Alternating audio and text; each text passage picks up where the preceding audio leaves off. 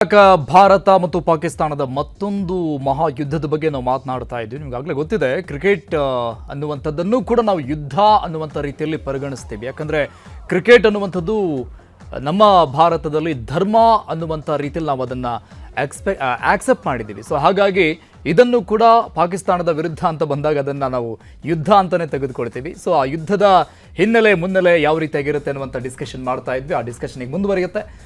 ನಮ್ಮ ಜೊತೆ ಮತ್ತೆ ಗೆಸ್ಟ್ಗಳು ಜಾಯ್ನ್ ಆಗ್ತಾ ಇದ್ದಾರೆ, ಮಾತನಾಡ್ಸೋಣ ಅವ್ರನ್ನ. ಅಭಿಜಿತ್ ಸರ್, ನಮ್ಮ ಹೋರ್ ಸರ್ ಬಹಳಷ್ಟು ವಿಚಾರಗಳನ್ನ ಹೇಳಿದರು.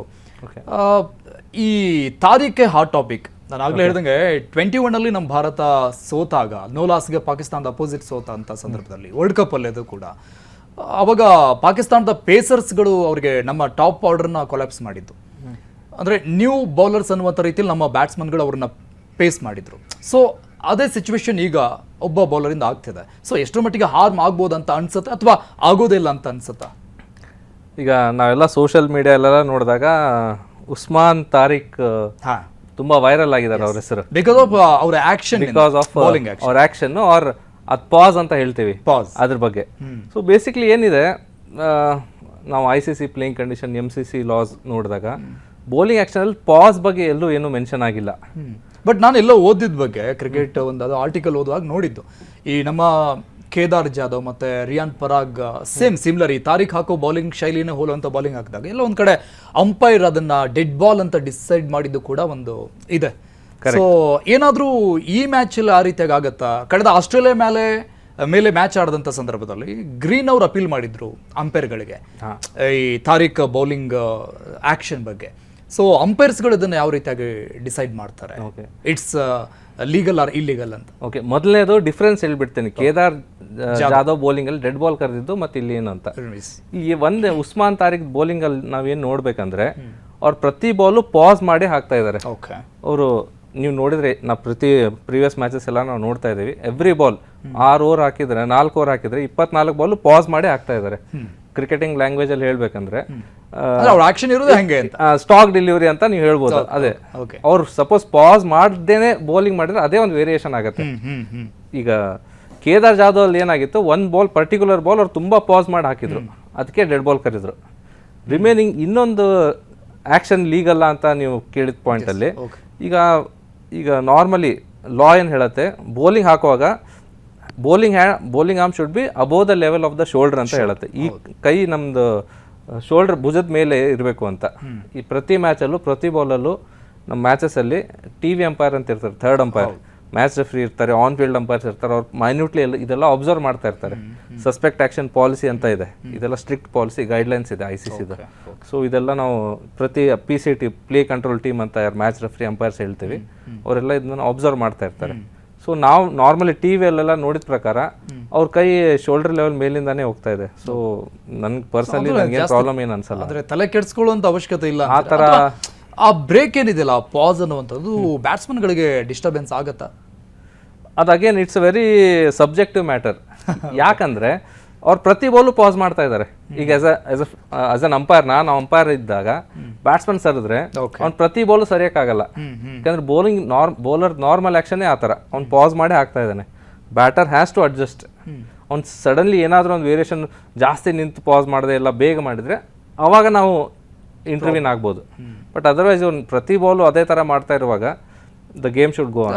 ಅಂದ್ರೆ ಇದು ಆಸ್ ಎ ಕ್ರಿಕೆಟರ್ ಆಗಿ ನೀವೀಗ ನೀವು ಆಡ್ತಾ ಇರುವಾಗ ಒಬ್ಬ ಬೌಲರ್ ಈ ರೀತಿಯಾಗಿ ಹಾಕುವಾಗ ಹೇಗೆ ಸೆಟ್ ಆಗ್ತೀರಾ? ಈಗ ಸರ್ ಹೇಳ್ದಂಗೆ ಪ್ರತಿ ಬಾಲ್ ಕೂಡ ಅವ್ರು ಅದನ್ನೇ ಡೆಲಿವರಿ ಮಾಡೋದ್ರಿಂದ ಬ್ಯಾಟ್ಸ್ಮನ್ಗೂ ಕೂಡ ಗೊತ್ತಾಗ್ಬಿಡುತ್ತೆ ಇವ್ರು ಬೌಲಿಂಗ್ ಹಾಕೋದೇ ಹಿಂಗಪ್ಪ ಅಂತ.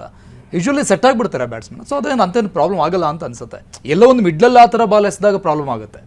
ಸೊ ಯೂಶ್ವಲಿ ಹಾಕೋದ್ರಿಂದ ಏನು ಪ್ರಾಬ್ಲಮ್ ಆಗಲ್ಲ ಅನ್ಸುತ್ತೆ? ಇಲ್ಲ, ಖಂಡಿತ.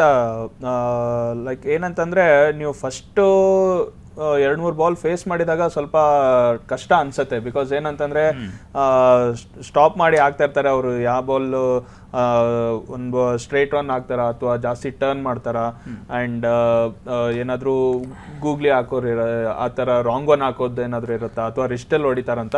ಸೊ ಫಸ್ಟು ಒಂದು 2-3 ಬಾಲ್ಸ್ ಸ್ವಲ್ಪ ಡೌಟ್ ಇದ್ದೇ ಇರುತ್ತೆ. ಬಟ್ ಒನ್ಸ್ ನೀವು ಯಾವಾಗ ಸೆಟಲ್ ಆಗ್ತಿರಲ್ಲ, ಅವಾಗ ನಿಮಗೆ ತುಂಬ ಈಸಿ ಆಗುತ್ತೆ. ಹೌದು, ಇವನು ಈ ಬಾಲ್ ಇದೇ ಥರ ಹಾಕ್ತಾ ಇದ್ದಾನೆ, ಸೊ ನಾವು ಆ ಪ್ರಕಾರ ನಾವು ಅಡ್ಜಸ್ಟ್ ಆದರೆ ಈಸಿ ಆಗಿರುತ್ತೆ ಅಂತ ನನಗನ್ಸುತ್ತೆ ಅವಾಗ.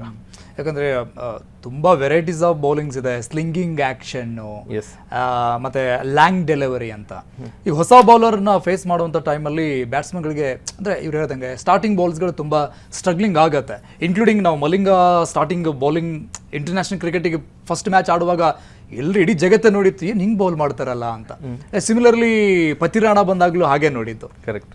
ಸೊ ಅದೊಂದು ಆಕ್ಷನ್ ಅನ್ನುವಂಥದ್ದು ತುಂಬ ಬ್ಯಾಟ್ರ್ ಆಗುತ್ತೆ ಸಮ್ಟೈಮ್ಸ್. ಮ್ಯಾಟ್ರ್ ಆಗುತ್ತೆ. ಬಟ್ ಏನು ನಾವು ಒಂದು ಥಿನ್ ಲೈನ್ ಆಫ್ ಡಿಫರೆನ್ಸ್ ಏನಂದ್ರೆ ಚಾಲೆಂಜಿಂಗ್ ಆಕ್ಷನ್ ಇಸ್ ಅದು ಬೇರೆ, ಇಲ್ಲಿಗಲ್ ಆಕ್ಷನ್ ಬೇರೆ. ಇದು ನಾನು ಒಪ್ಕೊಳ್ತೇನೆ, ತಾರಿಕ್ ಅವ್ರ ಆಕ್ಷನ್ ಚಾಲೆಂಜಿಂಗ್ ಅಂತ, ಬಟ್ ಅದು ಇಲ್ಲಿಗಲ್ ಅಲ್ಲ. ಸೊ ಬ್ಯಾಟ್ಸ್ಮನ್ಗೆ ಚಾಲೆಂಜಿಂಗ್, ಸೊ ಇಂಟ್ರೆಸ್ಟಿಂಗ್ ಆಗಿರುತ್ತೆ ಹೇಗೆ ನಮ್ಮ ಬ್ಯಾಟರ್ಸ್, ಇಂಡಿಯನ್ ಬ್ಯಾಟರ್ಸ್ ಫೇಸ್ ಮಾಡ್ತಾರೆ ಅವ್ರನ್ನಂತ. ಈಗ ನಾವು ಸ್ಟ್ರೈಟಾಗಿ ಹೋಗ್ಬಿಡೋಣ ಸರ್. ನಮ್ಮ ಪ್ಲಸ್ ಏನು ಅನ್ಸುತ್ತೆ ಇವತ್ತಿನ ಮ್ಯಾಚ್ಗೆ? ಬಿಕಾಸ್ ನಾನು ಅಮೇರಿಕದ ಅಪೋಸಿಟ್ US ಮೇಲೆ ಆಡಿದಾಗ 77 ರನ್ಗೆ 6 ವಿಕೆಟ್ ಹೋಗ್ಬಿಟ್ಟಿತ್ತು ನಮ್ದು. ನಾವು ಅವತ್ತು ಅಂದ್ಕೊಂಡಿದ್ದು ಒಂದು 350 ಬಂದ್ಬಿಡುತ್ತೆ, ತುಂಬ ಚಿಕ್ಕ ಟೀಮ್ ಅಲ್ಲ, ಹೊಡೆದ್ಬಿಡ್ತಾರೆ ನಮ್ಮ ಮತ್ತೆ ಎಂತೆಂಥ ಬ್ಯಾಟ್ಸ್ಮನ್ಗಳು ಇನ್ಕ್ಲೂಡಿಂಗ್ ಡೌನ್ 7ವರೆಗೂ ಆಡ್ತಾರೆ ಅಂತ. ಸೊ 77ಗೆ 6 ವಿಕೆಟ್ಸ್ ಹೋಗಿತ್ತು. ಹೌದು. ಸೊ ಅವತ್ತು ಸ್ಕೈ ನಿಂತಿಲ್ಲ ಅಂದರೆ ಮುಗ್ದಿದ್ದ ಕತೆ. So how prepare? ಖಂಡಿತ. ನೀವು ನೋಡಿದ ಫಸ್ಟ್ ಮ್ಯಾಚ್ ನಾವು ಆಡಿದ್ದು ವಾಂಕಡೆಯಲ್ಲಿ ಆಡಿದ್ವಿ. ಸೊ ವಿಕೆಟ್ ಇಟ್ಸ್ ಗುಡ್, ಬ್ಯಾಟಿಂಗಿಗೆ ತುಂಬಾ ಒಳ್ಳೆ ವಿಕೆಟೇ. ಬಟ್ ಇವತ್ತು ನಾವು ಆಡ್ತಾ ಇರೋದು ಪ್ರೇಮದಾಸ ವಿಕೆಟ್ ಅಲ್ಲಿ. ಅಂಡ್ ಮೋರ್ ಓವರ್ ಅಷ್ಟು ವಾಂಕಡೆಯಲ್ಲಿ ಬರುವಂತ ಪೇಸ್ ಇಲ್ಲಿ ಬರಲ್ಲ. ಸೊ ಇಲ್ಲಿ ಅವಾಗ ಅಭಿಜಿತ್ ಅವ್ರು ಹೇಳ್ದಂಗೆ ಸ್ವಲ್ಪ ಸ್ಲೋ ಆಗೇನೆ ಇರುತ್ತೆ. ಅಂಡ್ ಏನಂತಂದ್ರೆ ಲೈಕ್ ಅದೇ ಇವತ್ತು ಹೋಪ್ಫುಲಿ ಅಭಿಷೇಕ್ ಶರ್ಮಾ ಏನಾದ್ರು ಫಿಟ್ ಆಗಿ ಇವತ್ತು ಆಡ್ತಾ ಇದ್ರೆ ತುಂಬಾ ಒಳ್ಳೇದೆ. ಬಟ್ ಏನಂತಂದ್ರೆ ನನ್ಗನ್ಸೋ ಪ್ರಕಾರ ಅವ್ರು ಇನ್ನೂ 2 ಮ್ಯಾಚ್ ಆಡಲ್ಲ ಅಂತ ಹೇಳಿದ್ರು ಸೂರ್ಯ ಕುಮಾರ್. ಅದು last match right to left combination ಇತ್ತಂತಂದ್ರೆ ತುಂಬಾ ಒಳ್ಳೇದು. ಬಿಕಾಸ್ ಏನಂತಂದ್ರೆ ಇವಾಗ ಇಬ್ರು ಲೆಫ್ಟ್ ಹ್ಯಾಂಡ್ ಬ್ಯಾಟ್ಸ್ಮನ್ ಬಂದ್ರೆ ಆಬ್ವಿಯಸ್ಲಿ ಅವರು ಲೆಫ್ಟ್ ಆಫ್ ಸ್ಪಿನ್ನರ್ ತಗೊಂಡ್ ಬಂದೇ ಬರ್ತಾರೆ new ball. And moreover ಏನಂತಂದ್ರೆ ಇವಾಗ ಸ್ಲೋ ವಿಕೆಟ್ ಇದೆ ಅಂತಂದ್ರೆ ಪಾಕಿಸ್ತಾನ ಆಲ್ರೆಡಿ 5 ಜನ ಸ್ಪಿನ್ನರ್ಸ್ ಆಡ್ತಾ ಇದ್ದಾರೆ. ಸೊ ಇಬ್ಬರೇ ಪೇಸಸ್ ಆಡ್ತಾ ಇರೋದು. ಸೊ ಹೀಗಾಗಿ ಏನಂತಂದ್ರೆ ಸ್ಪಿನ್ನರ್ಸೇ ತರೋಣ. ಯಾಕಂದ್ರೆ ಇಶಾನ್ ಕಿಶನ್ ಆಮೇಲೆ ಅಭಿಷೇಕ್ ಶರ್ಮಾ ಎಂತ ಬ್ಯಾಟ್ಸ್ಮನ್ ಅಂತಂದ್ರೆ ಇವರಿಗೆ ತುಂಬಾ ಕ್ವಿಕ್ ಆಗಿ ಬರ್ಬೇಕು, ಫಾಸ್ಟ್ ಬಾಲ್ ಬ್ಯಾಟಿಗೆ ಬರಬೇಕು. ಸೊ ಅಷ್ಟು ಈಸಿ ಇರಲ್ಲ ಈ ವಿಕೆಟ್ ಅಲ್ಲಿ. ಸೊ ನನ್ಗನ್ಸೋ ಪ್ರಕಾರ ಏನಂತಂದ್ರೆ ಸ್ವಲ್ಪ ಟೈಮ್ ತಗೊಳ್ಳಿ. ಒನ್ಸ್ ನೀವು ಸೆಟಲ್ ಆದ್ರ ಅಂತಂದ್ರೆ ನಿಮ್ಗೆ ತುಂಬಾ ಈಸಿ ಆಗುತ್ತೆ ಬ್ಯಾಟಿಂಗ್ ಆಡ್ಲಿಕ್ಕೆ. ಸೊ ಹೀಗಾಗಿ 6 overs 60ನೇ ಬರಬೇಕು, 6 overs 50ನೇ ಬರಬೇಕು ಅಂತ ಏನಿಲ್ಲ. 6 overs ಇವನ್ 40 ಅಥವಾ 35 ವಿದೌಟ್ ಲಾಸ್ ಇದ್ರೂ ಒಳ್ಳೆ ಸ್ಕೋರ್. ದೆನ್ ಏನಂತಂದ್ರೆ ಡೆಪ್ತ್ ಇದೆ ಇಂಡಿಯನ್ ಟೀಮ್ ಬ್ಯಾಟಿಂಗ್ ಅಲ್ಲಿ. ಅಕ್ಷರ್ ಪಟೇಲ್ ವರ್ಗೂ ಆಡ್ತಾ ಇರ್ತಾರೆ. ಸೊ ಹೀಗಾಗಿ ಏನಂತಂದ್ರೆ ನಾವು ಎಷ್ಟು ವಿಕೆಟ್ ನಾವು ಇಟ್ಕೊಂಡಿರ್ತೀವಿ ಅಷ್ಟು ಈಸಿ ಆಗುತ್ತೆ ನಮ್ಗೆ ಬಿಗ್ ಸ್ಕೋರ್ ಟಾರ್ಗೆಟ್ ಅವ್ರನ್ನ ಸೆಟ್ ಮಾಡ್ಲಿಕ್ಕೆ ಈಸಿ ಆಗುತ್ತೆ. ಅಂಡ್ ಮೋರ್ ಓವರ್ ಬುಮ್ರಾ ಇದ್ದಾರೆ. ಅಂಡ್ ಬುಮ್ರಾಗೆ ಈ ವಿಕೆಟ್ ಅಲ್ಲಿ ಏನಂತಂದ್ರೆ ವೇರಿಯೇಷನ್ಸ್ ತುಂಬಾ ಇಂಪಾರ್ಟೆಂಟ್. ಸೊ ವೇರಿಯೇಷನ್ಸ್ ಹರ್ಷದೀಪ್ ಇದ್ದಾರೆ. ಹರ್ಷದೀಪ್ ಕೂಡ ನ್ಯೂ ಬಾಲ್ ಅಲ್ಲಿ ತುಂಬಾ ಸ್ವಿಂಗ್ ಮಾಡುವಂತ ಬೌಲರ್. 2 ಕಡೆ ಸ್ವಿಂಗ್ ಮಾಡ್ತಾರೆ, ಆಚೆನೂ ಹಾಕ್ತಾರೆ, ಒಳಗಡೆನೂ ಹಾಕ್ತಾರೆ. ಅಂಡ್ ವರುಣ್ ಚಕ್ರವರ್ತಿ ಈ ಮ್ಯಾಚ್ ಅಲ್ಲಿ ತುಂಬಾ ಅಂದ್ರೆ ತುಂಬಾ ಹೆಲ್ಪ್ಫುಲ್ ಆಗ್ತಾರೆ ಈ ವಿಕೆಟ್ ಅಲ್ಲಿ. ಸ್ಲೋ ವಿಕೆಟ್ ಇರುತ್ತೆ. ಅವರು ಕೂಡ ಏನಂತಂದ್ರೆ ನಾವು ಪಾಕಿಸ್ತಾನದ ಬೌಲರ್ ನಾವು ಉಮ್ರಾನ್ ನಜೀರ್ ಅಂತ ಹೇಳಿದ್ವಿ. ಸೊ ನಮ್ಮ ಟೀಮಲ್ಲೂ ವರುಣ್ ಚಕ್ರವರ್ತಿ ಅವ್ರನ್ನ ಪಿಕ್ ಮಾಡೋದೇ ತುಂಬಾ ಕಷ್ಟ. ಅವರು ಯಾವ ತರ ಮಿಸ್ಟ್ರಿ ಸ್ಪಿನ್ನರ್, ಒಂಥರ ಗೂಗ್ಲಿನೂ ಆಗ್ತಾರೆ ಅಂಡ್ ಫಿಂಗರ್ಸ್ ಅಲ್ಲೂ ಹೊಡಿತಾರೆ. ಸೊ ಹೀಗಾಗಿ ಏನಂತಂದ್ರೆ ಒಂದು ಒಳ್ಳೆ ಬ್ಯಾಟಲ್ ಆಗತ್ತೆ. ಅಂಡ್ 2 ಟೀಮು ಸ್ಟ್ರಾಂಗ್ ಆಗಿದೆ. ಹೋಪ್ಫುಲಿ ಇಂಡಿಯಾ ಟೀಮ್ ಗೆಲ್ತಾರೆ ಅಂತ ಅನ್ಕೋತೀನಿ. Okay. So as a umpire ಆಗಿರೋದ್ರಿಂದ ನಾನು ಕೇಳ್ತಿರೋದು, ಈಗ ಅಶ್ವಿನ್ ಅವರು ಈ ಕಾಂಟ್ರವರ್ಸಿ ಬಗ್ಗೆ ಮೊನ್ನೆ ಮಾತನಾಡ್ತಾ ಇದ್ರು. ಓಕೆ. ಸೊ ಎಲ್ಲೇ ಒಂದು ಲೈವಲ್ಲಿ ಅವ್ರು ಹೇಳ್ತಾರೆ, ಅವರು ಬ್ರೇಕ್ ಮಾಡಿ ಬಾಲ್ ಆಗ್ತಾರೆ ಅಂದರೆ ಬ್ಯಾಟ್ಸ್ಮನ್ ಕೂಡ ಮುಂದೆ ಬಂದು ಅಂದರೆ ಬಾಲ್ ಡೆಲಿವರಿ ಆಗೋಕ್ಕಿಂತ ಮುಂಚೆನೇ ಬಂದು ನಿಂತ್ಕೊಳ್ಳಿ, ಅದರಲ್ಲಿ ತಪ್ಪೇನಿಲ್ಲ ಅಂತ. ಸೊ ಇಂಥದ್ದೊಂದು ಸಜೆಷನ್ ಕೊಡ್ತಾರೆ. ಸೊ ಅದನ್ನು ಒಪ್ಕೊಳ್ಳೋಕ್ಕಾಗತ್ತಾ? ಈಗ ನೋಡಿ, normally first time okay, first ball ಅವ್ರು ಹಾಕುವಾಗ ಬ್ಯಾಟ್ಸ್ಮನ್ಗೆ ಅನಿಸ್ಬೋದು ಅವ್ನು ಯಾವಾಗ ಬಾಲ್ ರಿಲೀಸ್ ಮಾಡ್ತಾ ಇದೆ ನಮ್ಗೆ ಗೊತ್ತಾಗ್ತಾ ಇಲ್ಲ ಅಂತ ಬ್ಯಾಟ್ಸ್ಮನ್ ಹಿಂದೆ ಸರಿಬೋದು. ಬಟ್ ಒಂದ್ಸರಿ ಅಂಪೈರ್ಗೆ ಕನ್ವಿನ್ಸ್ ಆದರೆ ಇವ್ನು ಪ್ರತಿ ಬಾಲ್ ಇದೇ ಥರ ಹಾಕ್ತಾ ಇದ್ದಾನೆ, ಇವ್ನು ನಾರ್ಮಲ್ ಆ್ಯಕ್ಷನ್ನೇ ಇದು ಅಂದಾಗ ಸೊ ನಾವು ಬ್ಯಾಟ್ಸ್ಮನ್ಗೆ ಹೇಳ್ತೀವಿ ಈ ಹ್ಯಾಸ್ ಟು ಅಡ್ಜಸ್ಟ್. ಇಲ್ಲ ಸಡನ್ಲಿ ನಾವು ಅವಾಗ ರೂಲ್ಸೇ ಫಾಲೋ ಮಾಡಬೇಕು. ರೂಲ್ಸ್ ಆದ್ಮೇಲೆ ನೀವು ಮೂವ್ಮೆಂಟ್ ಆಗಬೇಕು. ಹೌದು, ಅವ್ನು ಫೇಸ್ ಮಾಡಲೇಬೇಕು. ಅವ್ನು ಪ್ರತಿ ಸರಿ ಬ್ಯಾಕ್ಔಟ್ ಮಾಡೋಕ್ಕಾಗಲ್ಲ. ಓಕೆ.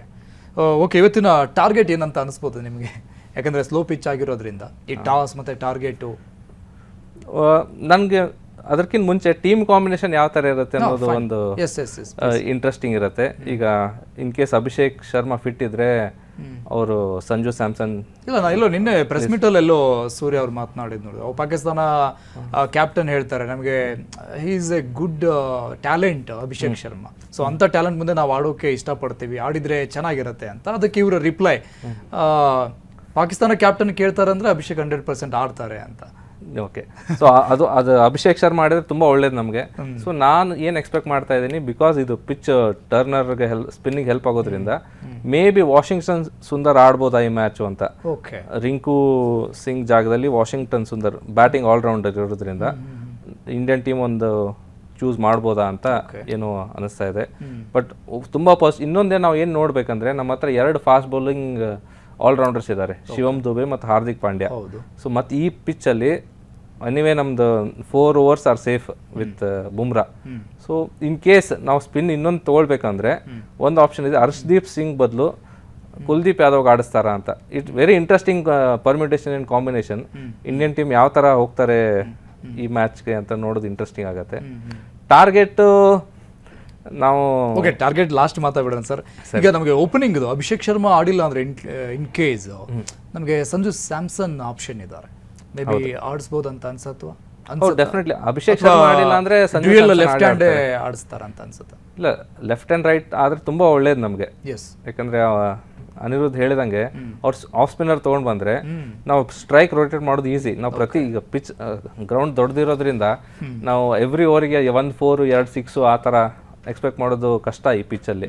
ಸೊ ನಾವು ಎಷ್ಟು ಸ್ಟ್ರೈಕ್ ರೊಟೇಟ್ ಮಾಡ್ತೀವಿ, ನಾವು ಸ್ಕೋರ್ ಬೋರ್ಡ್ ಪ್ರೆಷರ್ ಅಂತ ಏನು ಮಾತಾಡ್ತೀವಿ ಅದು ಆದಷ್ಟು ನಮ್ಮ ಬ್ಯಾಟ್ಸ್ಮನ್ ಮೇಲೆ ಬರಬಾರ್ದು. ಅಂದರೆ ನಾವು ಎಷ್ಟು ಮಿಡ್ಲ್ ಆರ್ಡರ್ ನಾವು ಸಿಂಗಲ್ಸ್ ಡಬಲ್ಸ್ ಎಷ್ಟು ಪುಷ್ ಮಾಡ್ತೀವಿ ಅನ್ನೋದಕ್ಕೆ ಲೆಫ್ಟ್ ರೈಟ್ ಕಾಂಬಿನೇಷನ್ ತುಂಬ ಹೆಲ್ಪ್ಫುಲ್ ಆಗುತ್ತೆ. ಅಂದರೆ ಆಲ್ಮೋಸ್ಟ್ ಪಾಕಿಸ್ತಾನ ಕಡೆಯಿಂದ ಆಲ್ಮೋಸ್ಟ್ ಸ್ಪಿನ್ನರ್ಸ್ಗಳನ್ನೇ ಜಾಸ್ತಿ ಪ್ಲೇಯಿಂಗ್ 11 ಇಟ್ಕೋತಾರೆ ಅಂತ ಅನ್ಸುತ್ತಾ? ನಾರ್ಮಲಿ ಅವ್ರ ಹಿಂದಿಂದ ಪಂದ್ಯ, ಬಿಕಾಸ್ ನೀವು ಪಿಚ್ ಕಂಡೀಷನ್ ಹೇಳಿದ್ರಲ್ಲ, ಸೊ ಅದಕ್ಕೋಸ್ಕರ ಮೋಸ್ಟ್ಲಿ ಹಂಗೆ ಅನ್ಸುತ್ತೆ. ಲಾಸ್ಟ್ ಮ್ಯಾಚಲ್ಲಿ ಅವ್ರು ಸೆಕೆಂಡ್ ಓವರೇ ಸ್ಪಿನ್ನರಿಂದ ಶುರು ಮಾಡಿದ್ದಾರೆ. ಸೊ 20 ಓವರಲ್ಲಿ 16 ಓವರ್ ಸ್ಪಿನ್ನರ್ ಹಾಕಿದ್ದಾರೆ ಅವರು. ಸೊ ಮೋಸ್ಟ್ಲಿ ಅದೇ ಕಾಂಬಿನೇಷನ್ ಹೋಗ್ಬೋದು ಅನ್ಸುತ್ತೆ. ಸೊ 5 ಜನ ಸ್ಪಿನ್ನರ್ಸ್ ಇದ್ದಾರೆ. ಸೊ ಅದರಲ್ಲಿ ತಾರಿಕ್ ಅಂತೂ 100% ಇರ್ತಾರೆ ಐ ಥಿಂಕ್. ನೋಡೋಣ ಏನಾಗುತ್ತೆ. ತಾರಿಕ್ ಅವ್ರದ್ದು ಟ್ರಂಪ್ ಕಾರ್ಡ್ ಇರ್ತಾರೆ. ಸೊ ಇವತ್ತಿನ ಕಂಡೀಷನಲ್ಲಿ ಅವರು ಸೆಟ್ ಆಗುತ್ತೆ ಅಂತ ಅನ್ಸುತ್ತೆ ಸರ್, ಅಪೋಸಿಷನ್ ಆಫ್ ನಮ್ಮ ವಿರುದ್ಧದಲ್ಲಿ ತಾರಿಕ್ಗೆ? ಇಲ್ಲ, ಈಗ ನೋಡಿ, ಜಸ್ಟ್ ಸ್ವಲ್ಪ ಹೊತ್ತಿಂದ ಜೋಸೆಫ್ ಹೂವರು ಹೇಳಿದರು, ಈಗಿಂದ ಟೆಕ್ನಾಲಜಿ ಯಾವ ಥರ ಇದೆ ಅಂದರೆ ನಮ್ಮ ಇಂಡಿಯನ್ಸಲ್ಲಿ ಸಪೋರ್ಟ್ ಸ್ಟಾಫಲ್ಲಿ ವಿಡಿಯೋ ಅನಲಿಸ್ಟ್ ಅಂತ ಇರ್ತಾರೆ. ಸೊ ವಿಡಿಯೋ ಅನಲಿಸ್ಟ್ ಎಲ್ಲ ಡೇಟಾ ಎಲ್ಲ ಕೊಡ್ತಾರೆ, ವಿಡಿಯೋಸ್ ಎಲ್ಲ. ಸೊ ನಾವು ಟೀಮ್ಸ್ ಎಲ್ಲ ಸ್ಟಡಿ ಮಾಡಿಬಿಟ್ಟಿದ್ದೇವೆ ನಾವು. ಆ ಬೌಲರ್ ವಿಡಿಯೋ ಯಾವ ಥರ ಹಾಕ್ತಾರೆ, ಏನು ಮಾಡ್ತಾರೆ, ಇಂಚು ನಾವು ಸ್ಟಡಿ ಮಾಡಿರ್ತೀವಿ. ಸೊ ಬ್ಯಾಟ್ಸ್ಮನ್ಗೆ ಹೋದಾಗ ಸರ್ಪ್ರೈಸ್ ಎಲಿಮೆಂಟ್ ಅಂತ ಏನಿರಲ್ಲ. So Usman Tariq is just another bowler Indian ಬ್ಯಾಟ್ಸ್ಮನ್ಗೆ ಇವತ್ತು. ಸೊ ಇಂಡಿಯನ್ಸ್ ಎರಡನೇ ವಿಚಾರ ಇಲ್ದೇ ಫ್ರೀಯಾಗಿ ಆಡ್ತಾರೆ ಇವತ್ತು. ಓಕೆ, ಇವತ್ತು ನಮ್ಮ ಕಡೆಯಿಂದ ಯಾರ ಒಂದು ಪ್ರದರ್ಶನ ಅತ್ಯುತ್ತಮ ಅನ್ನುವಂಥದ್ದು ರೀತಿಯಲ್ಲಿ ಬರ್ಬೋದು ಅಂತ ಎಕ್ಸ್ಪೆಕ್ಟ್ ಮಾಡ್ತೀರಾ? ನನಗನ್ಸೋ ಪ್ರಕಾರ ಸೂರ್ಯಕುಮಾರ್ ಯಾದವ್ ಆ್ಯಂಡ್ ಹಾರ್ದಿಕ್ ಪಾಂಡ್ಯ ಬರಬೇಕು ಅಂತ ನಾನು ಎಕ್ಸ್ಪೆಕ್ಟ್. ಬಿಕಾಸ್ ಸ್ಯಾಮ್ಸನ್ ಈಗ ಆಡಿರೋ 2 ಮ್ಯಾಚ್ಗಳಲ್ಲೂ ಕೂಡ ಫೇಲ್ಯೂರ್ ಆಗಿರೋದು. ಸೊ ಓಪನಿಂಗ್ ಇಳಿಸ್ಬೇಕಂದ್ರೂ ಕೂಡ ಸ್ವಲ್ಪ ಸ್ಟ್ರಗ್ಲಿಂಗ್ ಅಂತ ಅನಿಸುತ್ತೆ. ಆಮೇಲೆ ನಾನು ಹೇಳ್ದಂಗೆ ಅಮೇರಿಕಾ ಅಪೋಸಿಟಲ್ಲಿ 6 ವಿಕೆಟ್ಸ್ 77ಗೆ ಲಾಸ್ ಆಗಿದ್ದು. ಸೊ ಸ್ಟಾರ್ಟಿಂಗಲ್ಲೇ ಕೊಲಾಪ್ಸ್ ಆಗಿಬಿಟ್ರೆ ತುಂಬ ಹಾರ್ಡ್ ಆಗಿಬಿಡುತ್ತೆ. ಇನ್ಕ್ಲೂಡಿಂಗ್ ಎಮೋಷ್ನಲಿ ಟಚ್ ಆಗಿರೋ ಮ್ಯಾಚ್ ಆಗಿರೋದ್ರಿಂದ ತುಂಬ ಪ್ಯಾನಿಕ್ ಆಗೋ ಚಾನ್ಸಸ್ಗಳಿರುತ್ತೆ. ಸೊ ಅಂಥ ರಿಸ್ಕ್ ಫ್ಯಾಕ್ಟರ್ ತೆಗೆದುಕೊಳ್ತಾರ ಅಂತ ಅಂದರೆ ಸ್ಯಾಮ್ಸನ್ ಅಂತ ತಗೊಳ್ಳೋದು ಅಲ್ಲ. ಈ ವಿಕೆಟಲ್ಲಿ ನಂಗೆ ಏನಂತಂದ್ರೆ ಲೈಕ್ ಸೂರ್ಯಕುಮಾರ್ ಯಾದವ್ ನೀವು ನೋಡ್ಬೋದು, ಸ್ಪಿನ್ನರ್ಸಿಗೆ ತುಂಬಾ ಸ್ವೀಪ್ ಶಾಟ್ಸ್ ತುಂಬಾ ಚೆನ್ನಾಗಿ ಆಡ್ತಾರೆ ಅಂಡ್ 360 ಡಿಗ್ರಿ ಪ್ಲೇಯರ್ ಅಂತಾನೆ ಹೇಳ್ಬೋದು ಈ ವಿಕೆಟ್ ಅಲ್ಲಿ. ಬಿಕಾಸ್ ಏನಂತಂದ್ರೆ ನೀವು ಅಭಿಷೇಕ್ ಶರ್ಮಾ ನೋಡ್ಬೋದು, ಇಶಾನ್ ಕಿಶನ್ ನೋಡ್ಬೋದು, ಇವ್ರು ಯಾರು ಸ್ಲಾಗ್ ಸ್ವೀಪ್ ಹೊಡಿತಾರೆ ಹೊರತು ಸೂರ್ಯಕುಮಾರ್ ಯಾದವ್ ತರ ಸ್ವೀಪ್ ಯಾರು ಅಷ್ಟು ಹೊಡೆಯಲ್ಲ. ಸೊ ಈ ವಿಕೆಟ್ ಅಲ್ಲಿ ಏನಂತಂದ್ರೆ Suryakumar Yadav because depend on, ಇವಾಗ ಸ್ಪಿನ್ನರ್ಸ್ ಪಾಕಿಸ್ತಾನ ಎಷ್ಟು ಜನ ಸ್ಪಿನ್ನರ್ಸ್ ಆಡಿಸ್ತಾರೆ ಅದ್ರ ಮೇಲೆ ಡಿಪೆಂಡ್ ಇರುತ್ತೆ. ಸೊ ನೀವು USA ಮೇಲೆ ಮ್ಯಾಚ್ ನೋಡಿರ್ಬೋದು, ಸೂರ್ಯಕುಮಾರ್ ಯಾದವ್ ಸ್ಪಿನ್ನರ್ಸ್ ಬಂದ್ರೆ ಸಾಕು ಸ್ವೀಪ್ ಎಷ್ಟು ಚೆನ್ನಾಗಿ ಪೇಸ್ ಮಾಡ್ತಾ ಇದ್ರು ಅಂತ. ಸೊ ಹೀಗಾಗಿ ಸೂರ್ಯಕುಮಾರ್ ಯಾದವ್ ಇಲ್ಲಿ ನಂಗೆ ಒಂಥರ ಟ್ರಂಪ್ ಕಾರ್ಡ್ ಇವತ್ತಿನ ಮ್ಯಾಚ್ ಅಲ್ಲಿ ಅಂತ. ಓಕೆ, ಮತ್ತೊಬ್ರು ಗೆಸ್ಟ್ ಲೈವ್ ನಲ್ಲಿ ಜಾಯ್ನ್ ಆಗ್ತಿದ್ದಾರೆ ನಮ್ಮ ಜೊತೆ, ಭೂಮಿಕಾ ನಟಿ. ಮ್ಯಾಮ್ ನಮಸ್ಕಾರ. ಸರ್ ನಮಸ್ತೆ. ಮ್ಯಾಮ್ ಹೇಗೆ ಅನಿಸ್ತಾ ಇದೆ? ತುಂಬಾ ಎಕ್ಸೈಟ್ ಆಗಿದ್ದೀರಾ ಮ್ಯಾಚ್ಗೆ? ಖಂಡಿತವಾಗ್ಲು ಬರೀ ಇಂಡಿಯಾ ಪಾಕಿಸ್ತಾನ್ ಮ್ಯಾಚ್ ಅಂತ ಏನು ಅಲ್ಲ, ಪ್ರತಿಯೊಂದು ಮ್ಯಾಚ್ಗೂ ನಾನು ತುಂಬಾ ಎಕ್ಸೈಟೆಡ್ ಆಗಿರ್ತೀನಿ. ಯಾಕಂದ್ರೆ ನಾನಂತೂ ಪಕ್ಕಾ ಕ್ರಿಕೆಟ್ ಪ್ರೇಮಿ. ಅಂಡ್ ಇವತ್ತಿನ ಮ್ಯಾಚ್ ಸ್ವಲ್ಪ ಹೈ ವೋಲ್ಟೇಜ್ ಮ್ಯಾಚ್ ಇರೋದ್ರಿಂದ ಸೊ ಲೈಕ್ ನಾವು ಮೊನ್ನೆ ಎಲ್ಲ ಆಡಿದ್ವಿ, ಅದೆಲ್ಲ ನಮ್ಗೇನು ಅನ್ಸಿಲ್ಲ. ಬಟ್ ಇವತ್ತಿನ ಮ್ಯಾಚ್, ಇಂಡಿಯಾ ಪಾಕಿಸ್ತಾನ್ ಮ್ಯಾಚ್ ಏನಿದೆ, ಈ ಮ್ಯಾಚ್ಗಂತೂ ಸೂಪರ್ ಎಕ್ಸೈಟೆಡ್ ಆಗಿದ್ದೀನಿ ಇವತ್ತು ನಾನು. ಓಕೆ, ಯಾರ ಒಂದು ಅತ್ಯುತ್ತಮ ಪ್ರದರ್ಶನ ಬರುತ್ತೆ ಅಂತ ನೀವು ಅನ್ಕೊಳ್ತೀರಾ? ಸರ್ ಇಲ್ಲ ಸರ್, ಇವತ್ತು ಯಾರ್ದು ಅಂತಲ್ಲ, ನಾವು ಪರ್ಟಿಕ್ಯುಲರ್ ಒಬ್ಬ ಪರ್ಸನ್ ನಾವು ಇಲ್ಲಿ ಟಾರ್ಗೆಟ್ ಮಾಡಕ್ಕಾಗಲ್ಲ. ಯಾಕಂದ್ರೆ ಮ್ಯಾಚ್ ಅಂತ ಬಂದಾಗ ಇಲ್ಲ ಎವ್ರಿ ಟೈಮ್ ನಾವು ಮ್ಯಾಚ್ ಅಂತ ಬಂದಾಗ ಏನ್ ಮಾಡ್ತೀವಿ, ವಿರಾಟ್ ಕೊಹ್ಲಿನೇ ಆಡ್ಬೇಕು ಅಥವಾ ಮತ್ತೊಬ್ರೆ ಆಡ್ಬೇಕು, ಇಲ್ಲ ಸರ್. ಪ್ರತಿಯೊಬ್ರು 11 ಪ್ಲೇಯರ್ಸ್ ಏನಿದಾರೆ ಪ್ರತಿಯೊಬ್ರು ಕಾಂಟ್ರಿಬ್ಯೂಷನ್ ಅಷ್ಟೇ ಮುಖ್ಯ ಆಗುತ್ತೆ ಪ್ರತಿ ಮ್ಯಾಚ್ ಅಲ್ಲೂ ಕೂಡ. ಅಂಡ್ ಇವತ್ತಿನ ಮ್ಯಾಚ್ ಅಲ್ಲಿ ನಮ್ಗೆ ಸ್ವಲ್ಪ ಎಕ್ಸ್ಟ್ರಾ ಎಫರ್ಟ್ ಖಂಡಿತವಾಗ್ಲೂ ಬೇಕಾಗುತ್ತೆ. ಯಾಕಂದ್ರೆ ಪಾಕಿಸ್ತಾನ್ ಜೊತೆ ನಾವೇನಾಗುತ್ತೆ ಅಂದ್ರೆ ತುಂಬಾ ಕಮ್ಮಿ ಮ್ಯಾಚ್ ಗಳನ್ನ ಆಡ್ಕೊಂಡ್ ಬರ್ತಾ ಇದೀವಿ. ಯಾಕಂದ್ರೆ ಬೇರೆ ಟೀಮ್ ಜೊತೆ ನಾವು ಒನ್ ಡೇ ಸೀರೀಸ್ ಆಡ್ತೀವಿ ಅಥವಾ ಬೇರೆ ಎಲ್ಲ ಮ್ಯಾಚ್ ಆಡ್ತಾ ಇರ್ತೀವಿ. ಸೊ ಅವ್ರಿಗೆ ಸ್ಟ್ರೆಂತ್ ವೀಕ್ನೆಸ್ ಏನಿದೆ ಅಂತ ನಮ್ಗೆ ತುಂಬಾ ಚೆನ್ನಾಗಿ ಗೊತ್ತು. ಅಂಡ್ ಪ್ರತಿ ಒಂದು ಮ್ಯಾಚಸ್ ನೋಡ್ತಾ ಇರ್ತೀವಿ. ಆದ್ರೆ ಪಾಕಿಸ್ತಾನ್ ಜೊತೆ ನಾವು ತುಂಬಾ ಕಮ್ಮಿ ಮ್ಯಾಚ್ ಗಳನ್ನ ಆಡ್ತಿರೋದ್ರಿಂದ ಅಂಡ್ ಅವರ ಪ್ರದರ್ಶನ ಏನಿದೆ IPL ಅಲ್ಲಿ ಕೂಡ ಅವ್ರು ನಮ್ಮ IPL ಅಲ್ಲಿ ಕೂಡ ಆಡ್ತಾ ಇಲ್ಲ. ಸೊ ಹಾಗಾಗಿ ಪ್ರತಿಯೊಬ್ಬರ ಸ್ಟ್ರೆಂತ್ ವೀಕ್ನೆಸ್ ಗೊತ್ತಾಗ್ಬೇಕು ಅಂದ್ರೆ ಈ ತರ ಮ್ಯಾಚಸ್ ಅಲ್ಲಿ ಗೊತ್ತಾಗೋದು. ಅಂಡ್ ಇವತ್ತಿನ ಮ್ಯಾಚ್ ಏನಾಗುತ್ತೆ, ತುಂಬಾ ದಿವಸ ಆದ್ಮೇಲೆ ನಾವು ಪಾಕಿಸ್ತಾನ್ ಜೊತೆ ಆಡ್ತಾ ಇದೀವಿ. ಸೊ ಅವ್ರು ಏನ್ ಪ್ರಾಕ್ಟೀಸ್ ಅಲ್ಲಿ ಇದಾರೆ, ಏನ್ ಪ್ರಾಕ್ಟೀಸ್ ಮಾಡಿದ್ದಾರೆ, ಸೊ ಅವ್ರ ಸ್ಟ್ರೆಂತ್ ಏನು, ವೀಕ್ನೆಸ್ ಏನು ಅಂತ ಇವತ್ತು ಗ್ರೌಂಡಿಗೆ ಬಂದಾಗ್ಲೇ ಗೊತ್ತಾಗೋದು.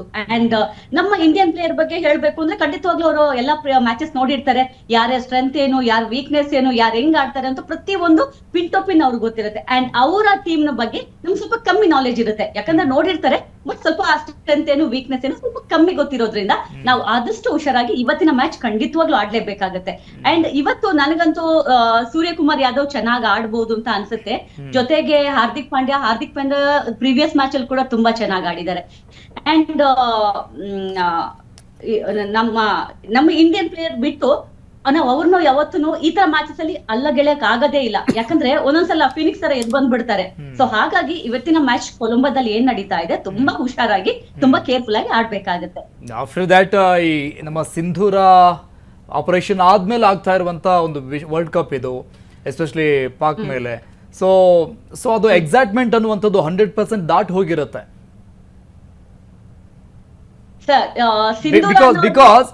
ಬಿಕಾಸ್ ಯಾಕಂದ್ರೆ ಸುಮಾರು ಕಾಂಟ್ರವರ್ಸಿಗಳ ನಂತರದಲ್ಲಿ ಈ ಮ್ಯಾಚ್ ಆಗ್ತದೆ. ಅವರು ಕೂಡ ನಾವು ಭಾರತದ ಮೇಲೆ ಆಡೋದಿಲ್ಲ ಅಂತ ಹೇಳಿದ್ದು, ವಾಪಸ್ ಒಪ್ಕೊಂಡು ಬಂದಿದ್ದು, ಮ್ಯಾಚ್ ಅನ್ನ ಶ್ರೀಲಂಕಾಕ್ಕೆ ಶಿಫ್ಟ್ ಮಾಡಿಸಿದ್ದು. ಹೌದು, ಇಲ್ಲಿ ಸಿಂಧೂರ ವಿಷಯ ಬೇಕಾಗಿಲ್ಲ ಅಂತ ಅನ್ಸುತ್ತೆ ಸರ್. ಯಾಕಂದ್ರೆ ಇಲ್ಲಿ ಗ್ರೌಂಡ್ ಹೋದಾಗ ಎಲ್ರು ಪ್ಲೇಯರೇ ಆಗಿರ್ತಾರೆ. ಅಂಡ್ ಲಾಸ್ಟ್ ಟೈಮ್ ಏನಾಗಿತ್ತು, ಲಾಸ್ಟ್ ಟೈಮ್ ಅವ್ರು ಏನ್ ಪ್ರವೋಕ್ ಮಾಡಿದ್ರು ನಮ್ಮ ಇಂಡಿಯನ್ ಪ್ಲೇಯರ್ಸ್ ಅನ್ನೋದು ನಾವು ಖಂಡಿತವಾಗ್ಲೂ ನೋಡಿದೀವಿ. ರಾಕೆಟ್ ಹಾರಿಸಿರೋದಾಗಿರ್ಬೋದು, ಮತ್ತೊಂದಾಗಿರ್ಬೋದು, ತುಂಬಾ ನೋಡ್ಬಿಟ್ಟಿದೀವಿ. ಅದಕ್ಕೇನ್ ಉತ್ತರ ಕೊಡ್ಬೇಕು ಆಲ್ರೆಡಿ ನಮ್ ಪ್ಲೇಯರ್ಸ್ ಕೊಟ್ಟಿದ್ದಾರೆ. ಸೊ ಇವತ್ತು ಕೂಡ ಅಷ್ಟೇ, ಅವ್ರು ಆಡಲ್ಲ ಅಂದ್ರು ಲಾಸ್ಟ್ ಮೂಮೆಂಟ್ ಅಲ್ಲಿ. ಸೊ ಕೊಲಂಬೋಗ್ ಶಿಫ್ಟ್ ಮಾಡಿದ್ದು ನಿಜ. ಯಾಕಂದ್ರೆ ಅವ್ರಿಗೆ ಇಂಡಿಯಾಕ್ ಬರೋಷ್ಟು ಮೀಟರ್ ಇಲ್ಲ ಸರ್. ಮೀಟರ್ ಬೇಕು ಅಂತೀವಲ್ಲ, ಆ ಮೀಟರ್ ಇಲ್ಲ ಇಲ್ಲಿ ಬರೋದಿಕ್ಕೆ.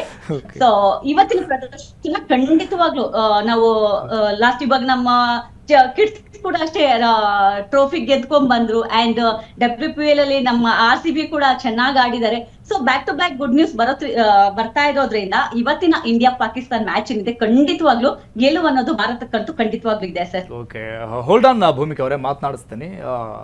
ಮೇಡಮ್ ತುಂಬಾ ಚೆನ್ನಾಗಿ ಹೇಳಿದ್ರು. ಅಂಡರ್-19 ಆಯ್ತು, ವುಮೆನ್ಸ್ ವರ್ಲ್ಡ್ ಕಪ್ ಆಯ್ತು, ಈಗ ಬಾಕಿ ಇರೋದು ನಮ್ದು ಮಾತ್ರ ಮೆನ್ಸ್ ವರ್ಲ್ಡ್ ಕಪ್. ಸೊ ಅದು ಕೂಡ ಪ್ರೊಸೆಸಿಂಗ್ ಅಲ್ಲಿ ಇದೆ ಅಂತ. ಸೊ ಅದೊಂದು ಪಾಸಿಟಿವ್ ವೈಬ್ ಅಂತೂ ತುಂಬಿರುತ್ತೆ ಅಲ್ಲಿಂದ. ಒಂದೊಂದೇ ಕಪ್ಗಳು, ವರ್ಲ್ಡ್ ಕಪ್ಗಳು ಬರ್ತಾ ಇರೋದ್ರಿಂದ. ಸೊ ಈಗ ನಾವು ಚಾಂಪಿಯನ್ಸ್, ಹಾಲಿ ಚಾಂಪಿಯನ್ಸ್. ಸೊ ಅದನ್ನು ಡಿಫೆಂಡಿಂಗ್ ಮಾಡ್ಕೊಳ್ಳೋದು ಅಷ್ಟೇ ನಮ್ಮ ಕೆಲಸ ಈಗ. ಕರೆಕ್ಟ್. ಬಟ್ ನೋಡಿ, ನಾವೆಲ್ಲ ಮೀಡಿಯಾ ಸಪೋರ್ಟು, ನಾವು ಫ್ಯಾನ್ಸ್ ಬೇಸು ಎಲ್ಲ ನಾವು ಸಪೋರ್ಟು ಮಾಡ್ತಾ ಇದ್ದೀವಿ. ನಮ್ಗೆ ಎಕ್ಸೈಟ್ಮೆಂಟು ಇದೆ, ನಮಗೆ ಅದು ಪ್ರೆಷರು ನಾವು we are able to feel. But as a player, as a professional player ಯಾವ ಥರ ಇರ್ತಾರೆ ಅಂದರೆ, ಯಾವ ಥರ ಅವ್ರ ಮ್ಯಾಚ್ ನೋಡೋದಂದ್ರೆ it is just another match. ಅವ್ರಿಗೆ ಇನ್ನೊಂದು ಮ್ಯಾಚ್ ಅಷ್ಟೇ ಇದು. ಯಾಕಂದರೆ ಅವರು ಆ ರೂಟೀನ್ಸ್ ಮಾಡ್ಕೊಂಡೇ ಬಂದಿದ್ದಾರೆ. ಇದು ಯಾವ ಪ್ಲೇಯರು ಮೊದಲನೇ ಮ್ಯಾಚ್ ಆಡ್ತಾ ಇಲ್ಲ. ಸೊ ಅವ್ರಿಗೆ ಎಷ್ಟೊಂದು ಮ್ಯಾಚ್ ಆಡ್ಕೊಂಡು ಬಂದಿದ್ದಾರೆ. ಅವ್ರು ಏನು ಪ್ರೊಸೆಸ್ ಮಾಡ್ತಾರೆ ABCD, ಸೊ ಅದನ್ನೇ ಪ್ರೊಸೆಸ್ ಫಾಲೋ ಮಾಡ್ತಾರೆ. ಸೊ ಅದೇ, ಸೊ ಅವರು ಎಕ್ಸ್ಟರ್ನಲ್ ಪ್ರೆಷರ್, ನಾಯ್ಸ್ಗೆ ಅವರು ಕಿವಿ ಕೊಡಲ್ಲ. ಸೊ ಮ್ಯಾಚ್ ಅನ್ನೋ ಥರ ಮ್ಯಾಚ್ ಥರ ತಗೊಳ್ತಾರೆ. ಆಪ್ಟಿಮಮ್ ಪರ್ಫಾರ್ಮೆನ್ಸ್ ಪ್ರಕಾರ ಕೊಡಕ್ಕೆ ಆಡ್ತಾರೆ. ಅನಿರುದ್ಧ್ ಅವ್ರು ಈಗ ಆಸ್ ಎ ಕ್ರಿಕೆಟರ್ ಆಗಿ ಅವ್ರು ಹೇಳಿದ್ರು, ಈಗ ಆ ಮೂಮೆಂಟಲ್ಲಿ ಏನು ಬೇಕಾದರೂ ಆಗಬಹುದು, ಎಷ್ಟು ವಿಕೆಟ್ಸ್ಗಳು ಬೇಕಾದರೂ ಹೋಗ್ಬೋದು, ಎಷ್ಟು ರನ್ ಬೇಕಾದರೂ ಆಗ್ಬೋದು. ಸೊ ಅಲ್ಲಿ ಏನೇನು ಡಿಸ್ಕಷನ್ಸ್ಗಳು ಆಗ್ತಾ ಇರುತ್ತೆ, ಡಗೌಟಿಂದ ಏನೇನು ಇನ್ಸ್ಟ್ರಕ್ಷನ್ಸ್ಗಳು ಬರ್ತಾ ಇರುತ್ತೆ ಕೋಚ್ ಕಡೆಯಿಂದ?